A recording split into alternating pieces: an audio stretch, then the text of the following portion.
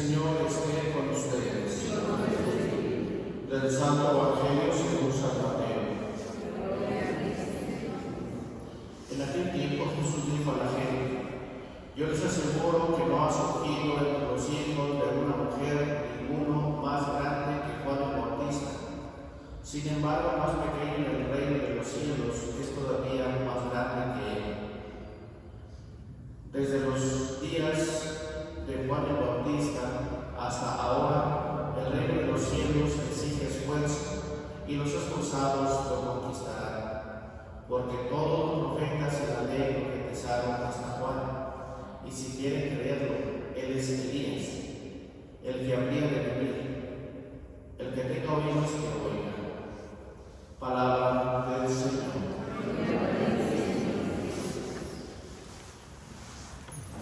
El Señor nos habla de Juan el Bautista y lo pone como el último de los profetas del Antiguo Testamento.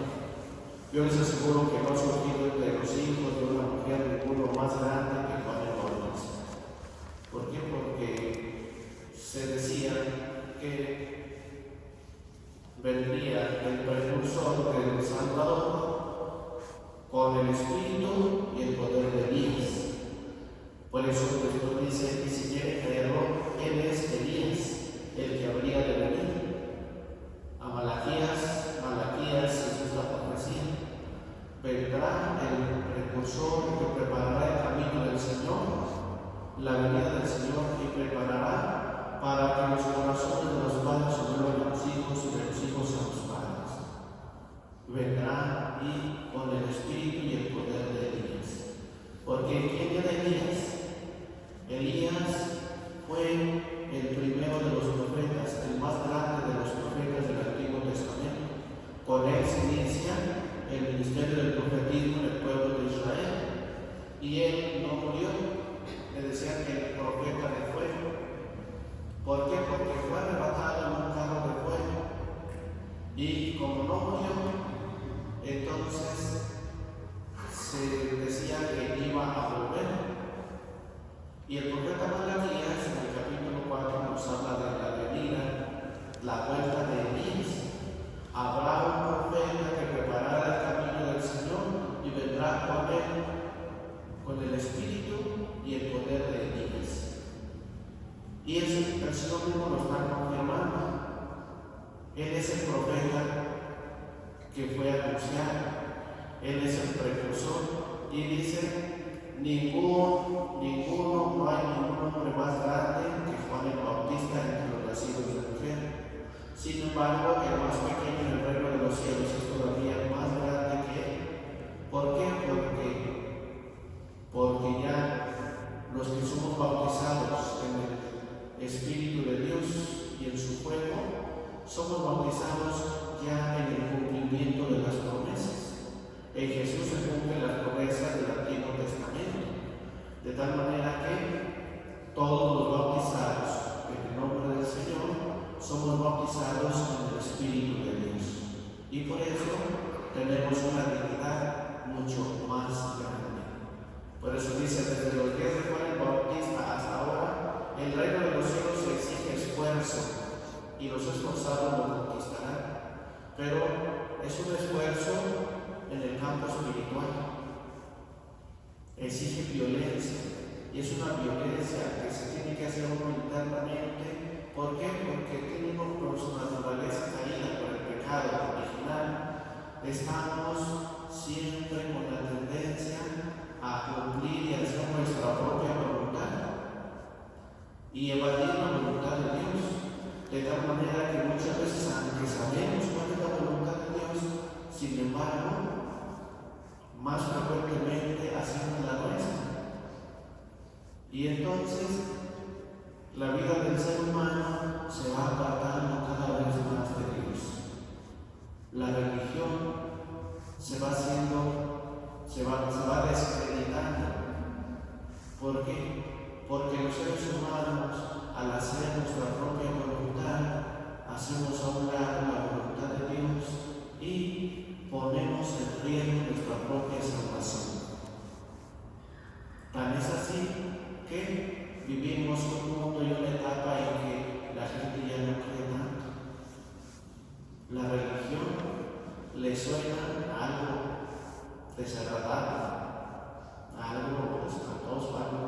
no se quiere ni siquiera pensar ni vivir en la religión, cuando la religión en realidad es el campo en donde nos movemos los seres humanos. Pero nuestro Señor, que ha venido, nos ha enseñado sus palabras divinas, nos ha enseñado su ciencia, nos ha indicado su voluntad y nos ha puesto normas en todo el Evangelio y en toda la Sagrada Escritura, sobre todo en todo el Nuevo Testamento, nos habla del cumplimiento de su voluntad. Y aunque ya tenemos en la Sagrada Escritura todo lo que debemos hacer según la voluntad de Dios, y se nos han dado los mandamientos de la ley de Dios, se nos han profetizado y se nos ha dicho del cumplimiento de las profecías, sin embargo, los seres humanos todavía nos aferramos a hacer nuestra propia voluntad. Por eso nuestra Madre Santísima, cuando fue presentada en el templo, ella le entregó toda su voluntad a Dios. No quiso hacer uso de su voluntad, sino para llevar a cumplimiento la voluntad de Dios. Y en esa es la esencia de la presentación. Aprender a hacer la voluntad de Dios, así como la Virgen María. ¿Sí? Su vida, su espiritualidad se cierra, o la esencia de su espiritualidad está en lo que contesta el ángel: soy esclava del Señor, hágase en mí según su palabra. O sea, mi voluntad está totalmente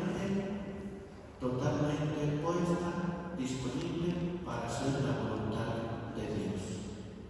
¿Por qué? Porque ella, como no fue preservada del pecado original, ella no tiene la adversidad de no someterse. Voluntariamente ella, vamos a decirlo así, sintió terror de hacer su propia voluntad, porque miró que desde Adán, que fue creado inmaculado, sin pecado, al hacer su propia voluntad, se condenó a sí mismo al poder del mal y condenó toda la humanidad. No estoy diciendo que la mandó al infierno, estoy diciendo que la condenó al sufrimiento de las consecuencias de hacer la propia voluntad y no la de Dios. Fueron expulsados del paraíso y Dios les da la promesa de salvación. No los abandonó, pero tampoco los dejó gozar de lo que ya tenían por naturaleza. Vamos a decirlo así: María contempló a Adán y vio que a pesar de haber sido creado sin pecado, le falló a Dios por hacer su propia voluntad. Entonces ella toma la consigna de no hacer uso de su propia voluntad humana para hacer en todo y absolutamente en todo la voluntad divina, para que su alimento sea hacer la voluntad de Dios. Fíjense, su alimento es hacer la voluntad de Dios. ¿Qué dijo Dios nuestro Señor cuando predicaba? Mi alimento es hacer la voluntad de mi Padre. ¿Sí? Porque con los samaritanos no había comido, ¿sí? Los discípulos fueron a buscar qué comer, regresaron y resulta que Jesús no comió. Y le dijeron: maestro, ¿cómo? Tengo otro alimento. Mi alimento principal es hacer la voluntad de mi Padre. Pues ese es el alimento principal de María, hacer la voluntad del Padre Celestial. Por eso tenemos aquí ese gran esfuerzo que nosotros debemos de llevar todo el tiempo, de luchar, un esfuerzo que implica la negación de la propia voluntad para hacer la voluntad de Dios.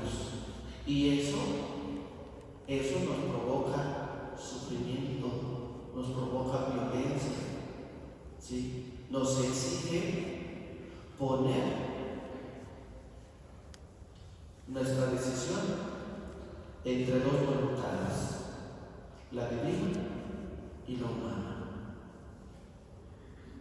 Por eso, nuestro Señor, cuando pide que quien quiera seguirlo, lo primero que dice es: quien quiera vivir en pos de mí. ¿Qué es lo primero que dice?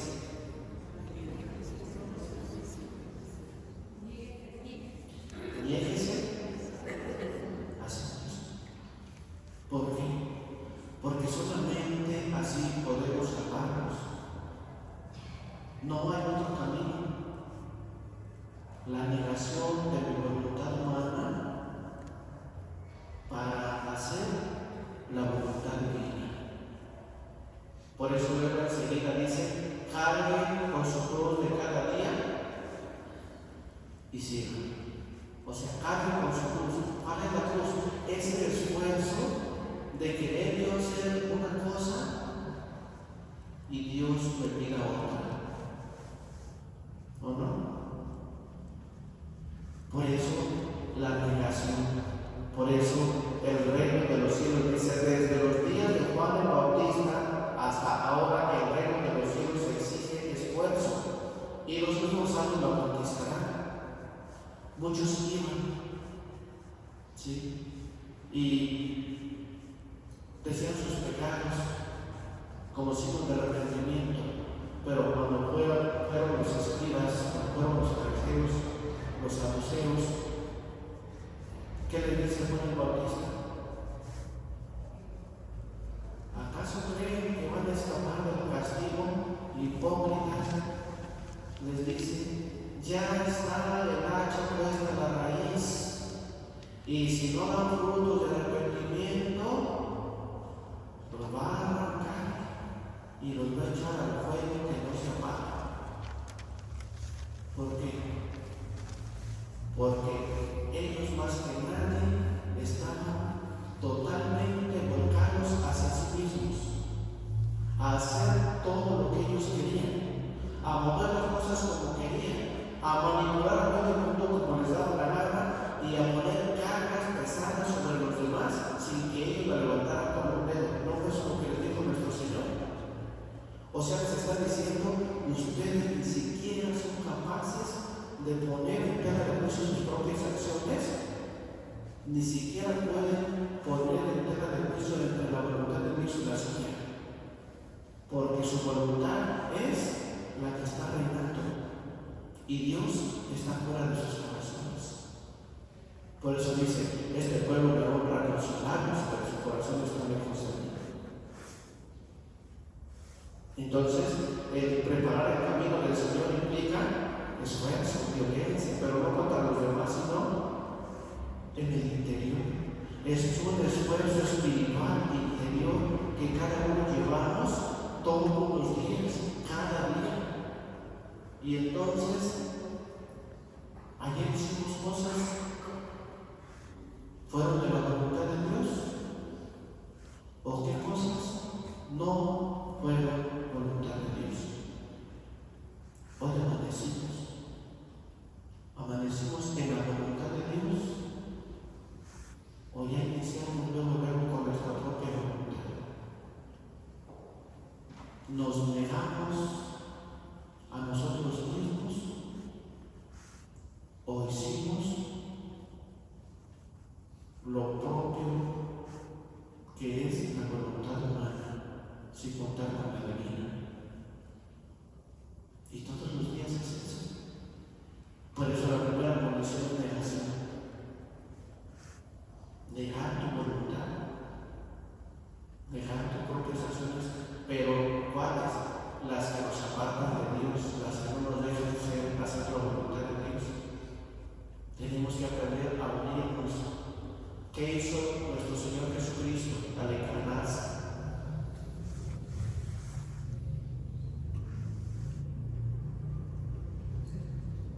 Unió esas dos voluntades. Aunque es una sola persona divina, tiene dos naturalezas, la divina y la humana. Y entonces se tiene que mover entre dos voluntades, la divina y la humana, Y la humana tiene que ser alimentada con la divina y no la divina con la humana.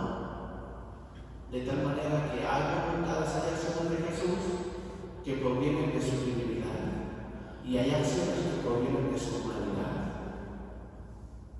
Cuando se dio indignación, cuando estaban los vendedores en el templo, ¿qué hizo?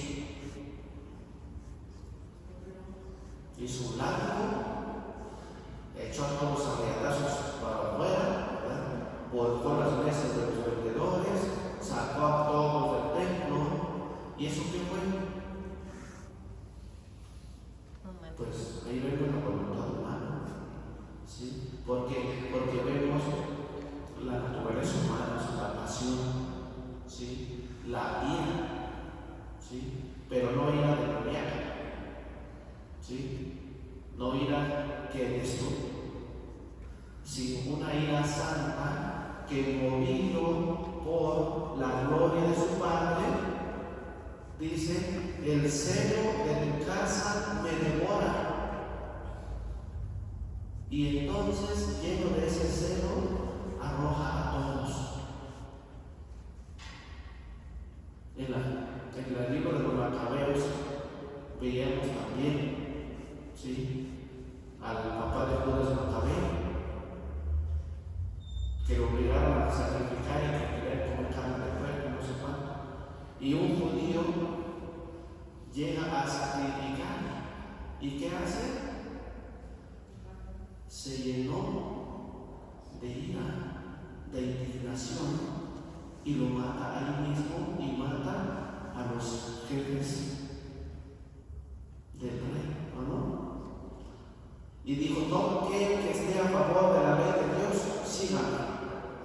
Y comenzó a repetir los macabeos. O sea, son acciones humanas, pero que vienen alimentadas por la voluntad divina. Y ahí es donde nosotros tenemos que ver, cuando hay cosas que nos indignan, ¿proceden de Dios o proceden de mis propias debilidades? Una persona que se molesta con los hijos porque no pueden venir a misa, esa molestia es pecaminosa. No, porque está movida por el celo de la gloria de Dios. ¿Qué decía Elías cuando estaba en la cueva y en la montaña y pasan los relámpagos y nada? Pues un viento que tronaba las piedras y nada. Y luego pasa una brisa suave. ¿Y qué dice? Dios le dice: Elías, ¿qué haces aquí? Y Elías contesta: ardo en celo por la gloria de Dios, en cuya presencia vivo. Y ese celo lo hizo matar a los 400 profetas de Baal cuando bajó fuego del cielo, ¿o no? O sea, hay que ver qué cosas hay en nuestra vida que nos hacen sentir violencia. Y esa violencia, ¿de dónde procede? Porque hay personas que se enojan y ya no quieren procurar. Por eso dice, se molesta, lo que sea. Le desea mal. Le desea que se muera. Le desea algo terrible. No, ¿cómo que no? Hasta se estremece, no. Entonces no es pecado. Está exigiendo algo que lo lleva a manifestar su celo por lo sagrado, ¿o no? Y eso corta la comunión. Ya no voy a misa porque ya no se van a enojar. Hay que distinguir. Hay cosas que indignan.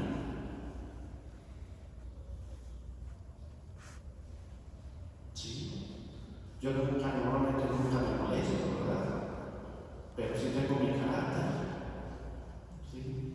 Y hace tiempo vino una persona, ¿verdad?, a confesarse. Pero quería que la confesara casi que a la fuerza. Primero, se había casado.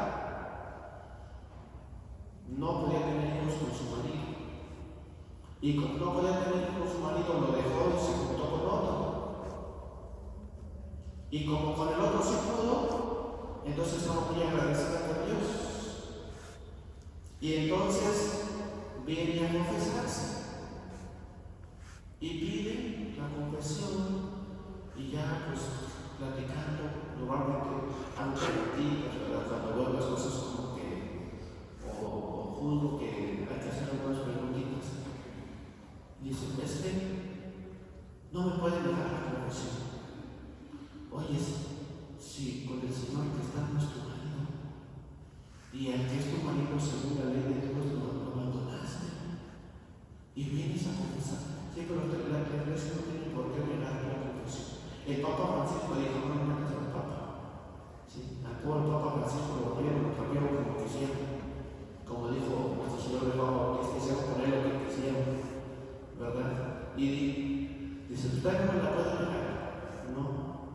Y a ver, nuestro Señor también dio lujos con María Magdalena.